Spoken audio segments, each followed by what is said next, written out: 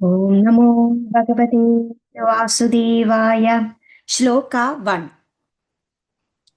ശിവശക്ത്യാ യുക്തോ യദി ഭവതി ശക്തപ്രഭവിതും ന ചേദേവം ദേവോ ന ഖലു കുശലസ്പന്ദിതും അപി അതസ്ത്വാം ആരാധ്യാം ഹരിഹരവിരിഞ്ചാദിഭിരപി പ്രണന്തും സ്തോതും വാ കഥം അകൃത പുണ്യപ്രഭവതി.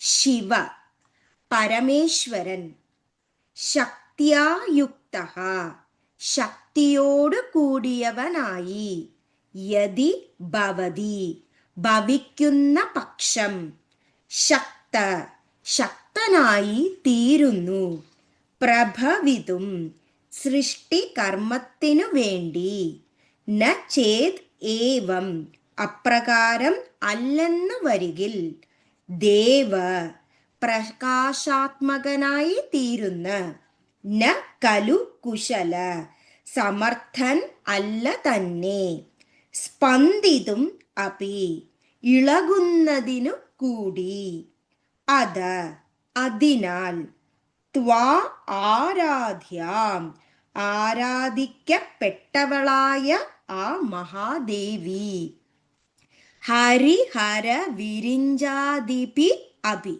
വിഷ്ണു രുദ്രൻ ബ്രഹ്മദേവൻ മുതലായവരാൽ കൂടി, പ്രണന്തും നമസ്കരിക്കുന്നതിനോ, സ്തോതും വാ കീർത്തിക്കുന്നതിനോ, കഥം എങ്ങനെ തന്നെ, അകൃത പുണ്യം ചെയ്യാത്ത ഒരുവൻ, പ്രഭവതി സമർത്ഥനായി തീരും. സർവമംഗളമൂർത്തിയായ മഹേശ്വരനും ശക്തിസ്വരൂപിണിയായ ഈശ്വരിയോടു കൂടിയവനായി ഭവിക്കുന്നുവെങ്കിൽ മാത്രമേ പ്രപഞ്ച നിർമ്മാണത്തിനു ശക്തനായി ഭവിക്കുന്നുള്ളൂ. അല്ലാത്ത പക്ഷം സ്വസ്ഥാനത്തിൽ നിന്നു ഇളകുന്നതിനു കൂടി ആ ദേവൻ ശക്തനല്ല. അങ്ങനെയിരിക്കെ ബ്രഹ്മ വിഷ്ണു മഹേശ്വരന്മാരാൽ കൂടി ആരാധിക്കപ്പെട്ടവളായ ഭഗവതിയെ നമസ്കരിക്കുന്നതിനു കീർത്തിക്കുന്നതിനു പുണ്യം ചെയ്യാത്ത ഒരുവൻ എങ്ങനെ സമർത്ഥനായി തീരും?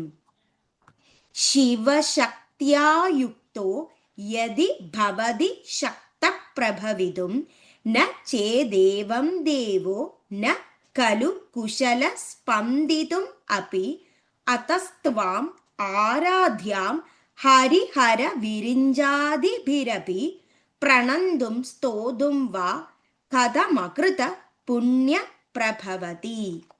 ഓം നമോ ഭഗവതേ വാസുദേവായ. നാരായണ അഖില ഗുരോ ഭഗവൻ നമസ്തേ. Thank you.